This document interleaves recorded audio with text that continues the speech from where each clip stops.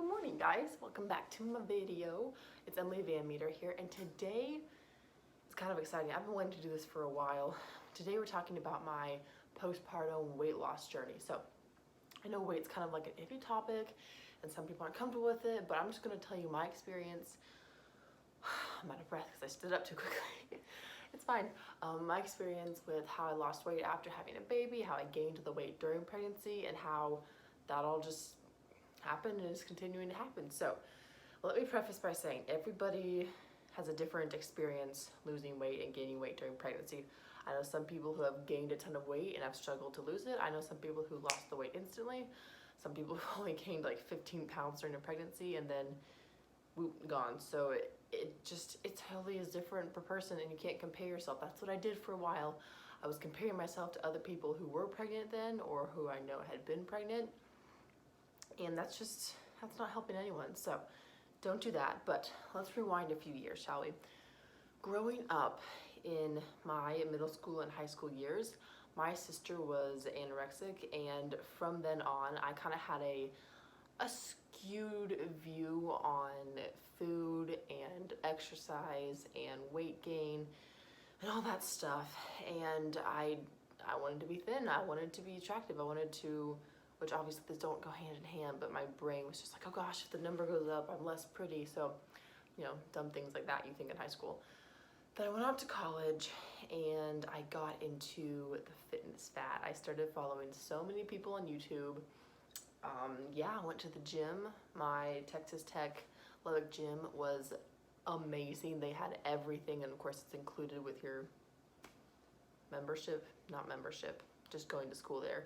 So I did, all the hip thrusts, all the squats, all the HIIT workouts, everything. I wanted to build the glutes, build that peach, those legs. And you can ask a lot of people. My legs were pretty big and they looked decently nice in leggings. So that was all good and great. But over the course of those years, the number on the scale went up because I was building a decent amount of muscle as well as fat, because you can't just gain muscle and not gain fat.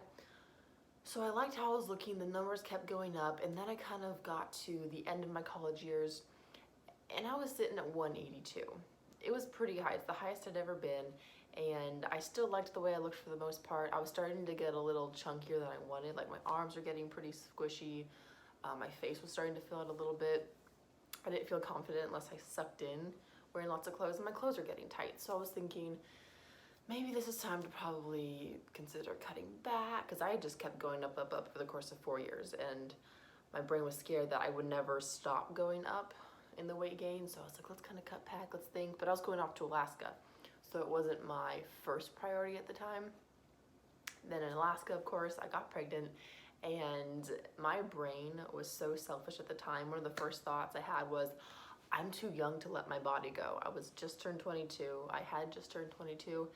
And I was thinking, I don't want to get fat. I don't want to have this baby and just be this marshmallow the rest of my life, because I had known so many people who had a baby and had gained a lot of weight, and they're trying to lose. They're working hard, but it just won't come off, and it's been years. And that's such a dumb mentality, one, because when you're pregnant, that shouldn't be your first thought. You should be thinking, how can I help this baby? What can I be doing? How can I take care of my body better to make sure this baby's healthy? And I finally came around to that, but that was not my first thought, and I do regret that. So fast forward a few months, I came around. I was working out during my pregnancy. During the first few months, I was doing more of the HIIT workouts, kind of keeping things the same. I had started running, and I actually started to like it, but of course, as you get bigger, my back was really hurting, so I couldn't run anymore, which is fine. And then Corona hit, and COVID shut down all the gyms. So that was in March. So I was about 8 months at that point. So I was done. I didn't want to go to the gym. I started walking a lot. On my lunch break, just walk everywhere. But I couldn't do workouts anymore because they hurt too bad, which was fine. And fast forward to the end of my pregnancy, I was sitting around 212. 212 was the highest I got. And that was a big number for me. Like I said, watching that number go up on the scale each week, every other week, getting weighed in by the doctor was just kind of a little, oh, I'm getting big, But then again, like the baby, Colette came out 9 pounds 11 ounces. Of course that number's gonna go up. And then there's the fluid around her and the fat and everything's just, obviously the number goes up. My brain is so stupid, it's fine. So, but that was okay. 212. I was pretty fit during the pregnancy. I'd always been like a size 10, 12 before getting pregnant. So that's what I stayed during pregnancy. And then afterwards, after I had a baby, I noticed, of course, the first few weeks and well, it hasn't changed yet, obviously. Priority shifts when you have a baby, and it becomes very much about the baby. How can I feed you? Are you okay? How can I help you? All that stuff, which makes sense. So I did not care. I cared, definitely. I didn't really make an effort to change my weight the first few months. My uterus slowly started contracting down and down, and within the first few weeks, I started to look semi-normal. Like if I was wearing a t-shirt, you couldn't tell that I was still recovering. I did get married 3 weeks after giving birth, and you can definitely tell my wedding dress. If I arched my back, there's like a little floop, a little poochy pooch in the front, but like 3 months postpartum, 3 weeks postpartum, it was gonna be there, which is fine. And then I noticed I was snacking a lot because before I had baby, I couldn't eat huge meals because I had really bad acid reflux. So I would snack a lot, and I carried that habit over. So I would just snack, because I've gotten to this point where I don't want to feel my stomach. I don't want to feel hungry. I don't want to feel full. I hate being uncomfortable in my stomach area. So I would just eat to not be hungry and just to kind of be balanced and equilibrium. And so that probably did contribute to my weight loss after pregnancy, as well as I wasn't making enough milk. So I started power pumping. I started doing all my tips to pump more. And when you're breastfeeding, you actually burn a lot of calories a day, which I didn't know. I know now. But I really started noticing when I bought a swimsuit in, I would say June. I was wearing a swimsuit and thinking, okay, well, I'm normally like a large, extra large. These are kind of loose. This is interesting. Kept going about the summer. I would breastfeed a lot. Like I said, I was trying to drink a lot of water. I really didn't work out a ton. I tried to, like I wanted to, and it's so hard because babies are so exhausting. I will never take for granted sleeping through the night again, because there's something about waking up every 3 hours, every 4 hours to become fully awake to deal with someone, my baby, and then trying to get back to sleep. You're just exhausted. So I wasn't working out a whole lot. Walks here and there. The pools were all shut down, obviously. So I don't want to say working out was the reason I lost a lot of weight, but it did start going down. And come into July, I was around 176, and I was like, okay, well, this is nice. I was already back to a little bit below what I'd been before baby, and then the weight kept going down.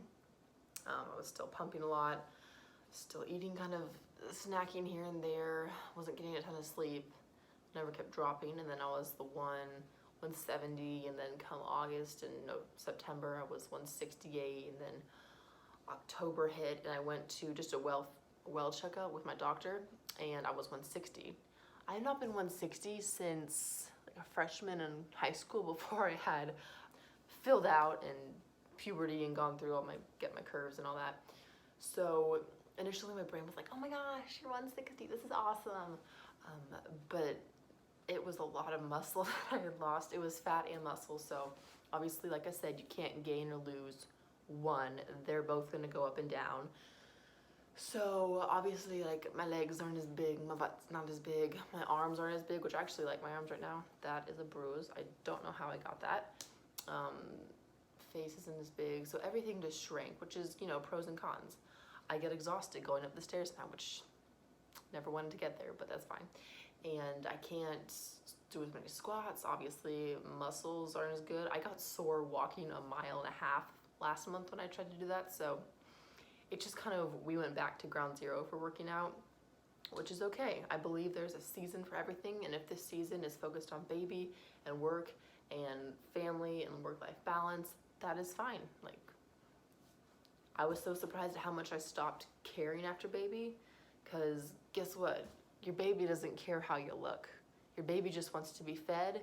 Your baby just wants to be nourished, just wants to have that warm adult person, their mommy with them. And Eric, my husband, doesn't care either. Like, he loves me. He loves baby.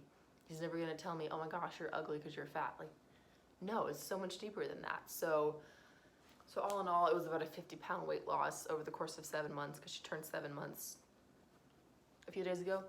And a lot of it was unintentional. I wish I had more tips on how y'all can, if you're struggling with weight loss, or if you know someone who's trying to lose weight after a baby, what they could do. Like I said, I was just pumping, drink a ton of water, try to get some sleep. It was so hard.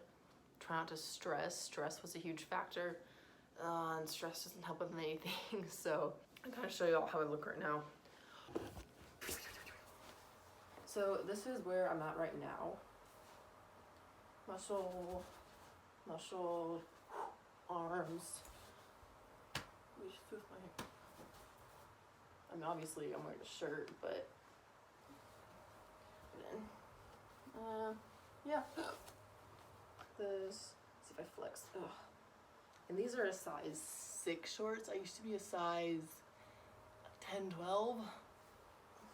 So all in all, I'm pretty happy right now and healthy. I would like to in the semi-near future to gain muscle back and to get more into working out again, but right now it's just not a huge priority.